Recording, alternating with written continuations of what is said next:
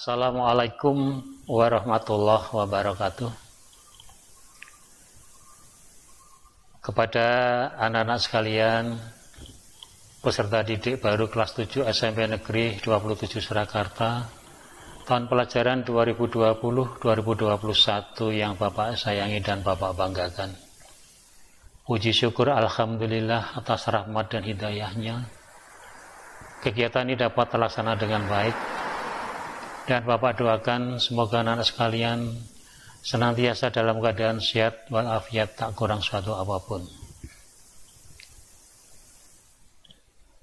Tak lupa Bapak ucapkan selamat dan lolos atas seleksi penerimaan peserta didik baru pada anak sekalian. Ini merupakan modal yang baik buat anak-anak sekalian untuk berprestasi lebih baik lagi.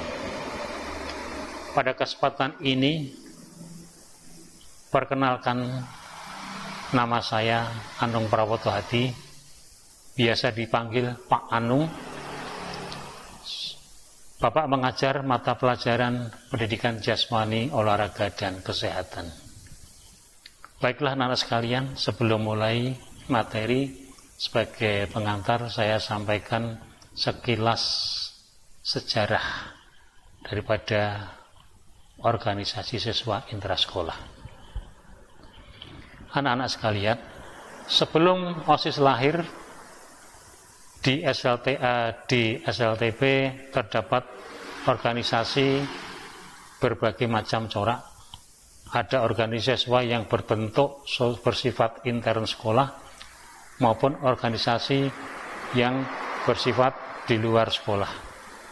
Organisasi siswa yang dibentuk dan mempunyai hubungan dengan organisasi siswa dari luar sekolah. Sebagian ada yang mengarah pada hal yang bersifat politis, sehingga organisasi siswa tersebut dikendalikan dari luar sekolah sebagai tempat diselenggarakan proses belajar mengajar. Akibat dari keadaan yang demikian itu, maka timbul loyalitas ganda.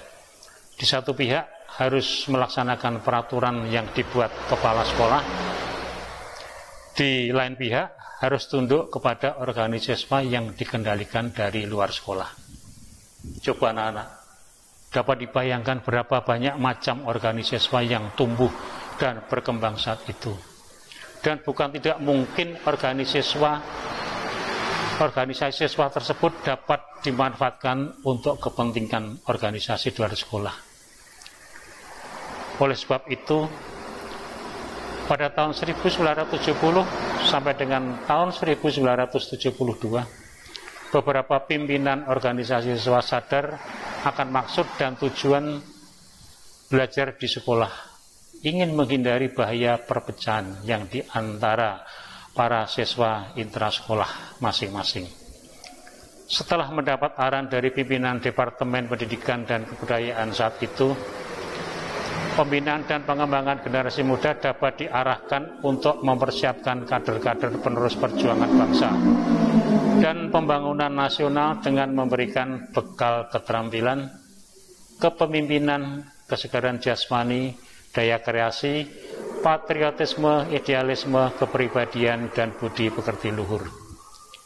Oleh karena itu, pembangunan wadah pembinaan generasi muda di lingkungan sekolah yang diterapkan melalui organisasi siswa intrasekolah perlu ditata secara terarah dan teratur. Anak-anak sekalian, itulah sekilas dari sejarah OSIS. Maka sekarang menginjak ke materi. Ya. Ini adalah lambang atau logo OSIS. Hampir serupa, tapi tak sama dengan logo SMA. Kalau OSIS warna backgroundnya itu yang tengah warnanya oranye. Kalau SMA warnanya kuning. Sekarang pengertian organisasi. Organisasi adalah suatu kelompok orang dalam suatu wadah untuk tujuan bersama. Pengertian OSIS sesuai dengan surat keputusan Dirjen Dikdasmen nomor 226-C-Kep-O-1993. Organisasi adalah kerjasama antar pribadi yang diadakan untuk mencapai tujuan bersama. Jadi kelompok kerjasama para siswa yang dibentuk dalam usaha mencapai tujuan bersama, yaitu mendukung pembinaan siswa. B. Siswa adalah peserta didik pada satuan pendidikan jenjang pendidikan dasar dan menengah. C. Intra. Intra artinya di dalam dan di antara, sehingga OSIS berarti suatu organisasi yang di dalam lingkungan sekolah. Secara organisasi, OSIS adalah satu-satunya wadah organisasi siswa yang sah di sekolah. Setiap sekolah wajib membentuk OSIS yang tidak mempunyai hubungan dengan organisasi sekolah lain. Perangkat OSIS terdiri dari 1 pembina OSIS, 2 perwakilan kelas, 3 pengurus OSIS. Pembina OSIS terdiri dari 1 kepala sekolah sebagai ketua, 2 wakil kepala sekolah sebagai wakil ketua, 3 guru sebagai anggota, sedikitnya 5 orang guru. Perwakilan kelas, badan ini disebut dengan Majelis Perwakilan Kelas atau MPK. Posisi badan ini berada di atas OSIS dan berperan sebagai pengawas kebijakan OSIS. Terdiri atas 2 orang dari setiap kelas. Tugas MPK diantaranya mewakili kelasnya dalam rapat perwakilan kelas, mengajukan usul kegiatan untuk dijadikan program kerja OSIS, mengajukan calon pengurus OSIS berdasarkan hasil rapat kelas, menilai laporan pertanggungjawaban pengurus OSIS pada tahun-tahun jabatannya, mempertanggungjawabkan segala tugas kepada kepala sekolah selaku ketua pembina. Bersama-sama pengurus menyusun anggaran rumah tangga. Sekarang susunan pengurus OSIS: 1 ketua, 2 wakil ketua, 3 sekretaris 1, 4 sekretaris 2, 5 bendahara 1, 6 bendahara 2, 7 seksi bidang atau sekbid.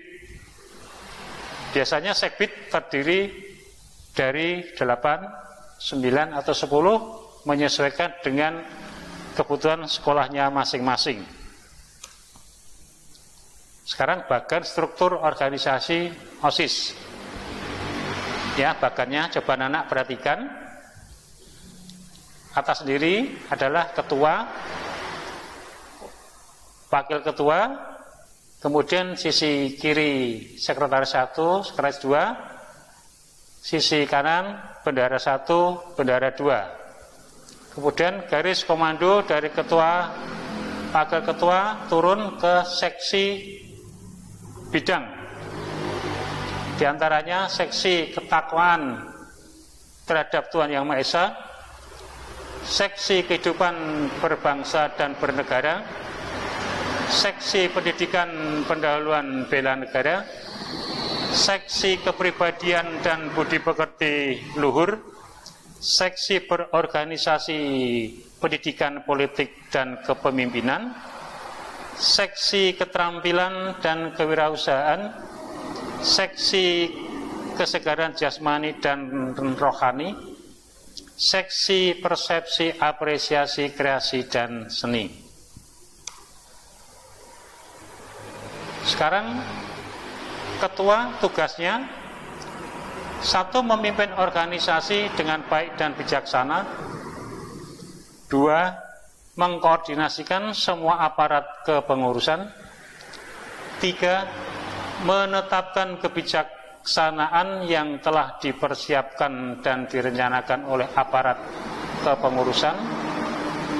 4. Memimpin rapat. 5. Menetapkan kebijaksanaan dan mengambil keputusan berdasar musyawarah dan mufakat. 6. Setiap saat mengevaluasi kegiatan aparat kepengurusan. Sekarang wakil ketua tugasnya antara lain: 1. Bersama-sama ketua menetapkan kebijaksanaan. 2. Memberikan saran kepada ketua dalam rangka mengambil keputusan. 3. Menggantikan ketua jika berhalangan. 4. Membantu ketua dalam melaksanakan tugasnya. 5. Bertanggung jawab kepada ketua. 6. Wakil ketua bersama dengan wakil sekretaris mengkoordinasikan seksi-seksi. Sekretaris tugasnya antara lain: 1. Memberikan saran kepada ketua dalam rangka mengambil keputusan. 2. Mendampingi ketua dalam memimpin setiap rapat. 3. Menyiarkan, mendistribusikan, dan menyimpan surat serta arsip yang berhubungan dengan pelaksanaan kegiatan.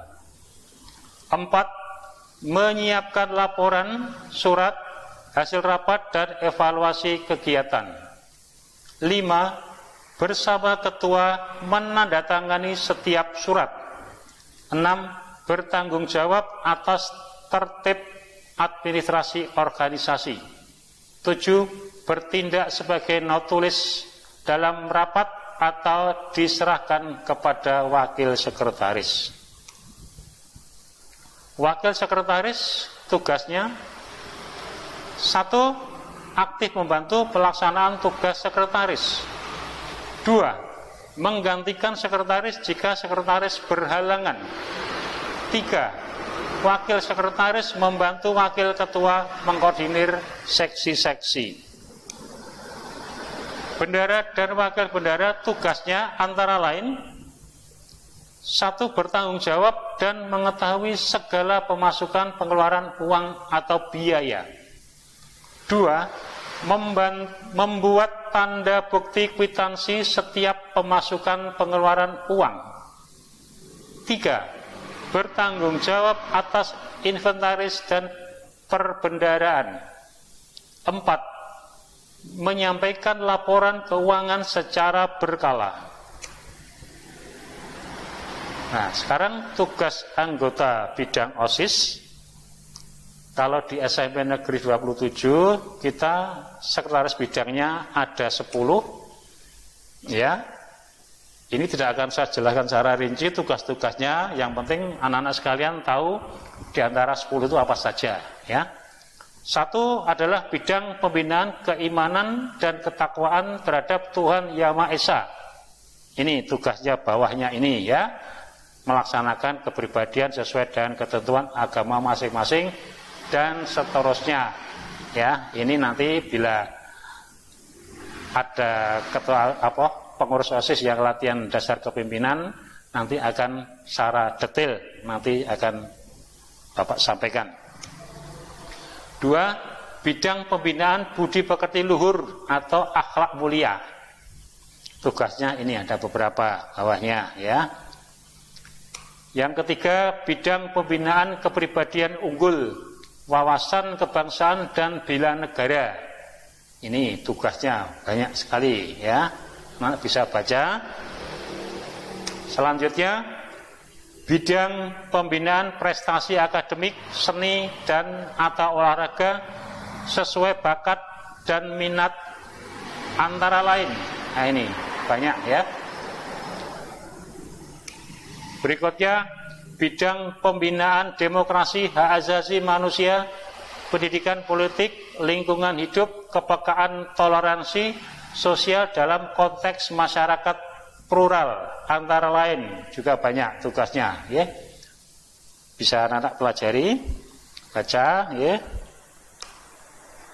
Selanjutnya bidang pembinaan kreativitas, keterampilan dan kewirausahaan. Ini tugas-tugasnya, ya, bawahnya itu ada. Selanjutnya bidang pembinaan sastra dan budaya. Ini tugas-tugasnya antara lain, ya. Lanjut, bidang pembinaan kualitas jasmani, kesehatan dan gizi berbasis sumber gizi yang terdiversifikasi antara lain. Ini lumayan banyak tugasnya, ya. Berikutnya tugas bidang pembinaan teknologi informasi dan komunikasi atau TIK, antara lain tugasnya. Ini ada 3. Yang terakhir bidang pembinaan komunikasi dalam bahasa Inggris, antara lain tugasnya. Ini, ya. Ada lomba pidato, ada korespondensi, ada storytelling, lomba Scrabble, dan lain sebagainya. Anak sekalian, kiranya ini yang perlu bisa Bapak sampaikan. Silahkan anak-anak cermati, anak-anak baca kembali, perhatikan, ya. Bagi anak-anak yang besok tertarik jadi pengurus OSIS, mulai nanti new normal, ya, bisa tatap muka di sekolah, nanti tunjukkan bahwanya itu mampu menjadi pengurus OSIS. Nanti akan dipilih oleh majelis perwakilan kelas, ya. Demikian sekalian yang dapat saya sampaikan. Kurang lebihnya saya mohon maaf yang sebesar-besarnya. Saya lagi ikuti protokol kesehatan, jaga kesehatan, jaga kebugaran, anak tetap optimis, pasti COVID segera berlalu. Sekian, terima kasih. Wassalamualaikum warahmatullahi wabarakatuh.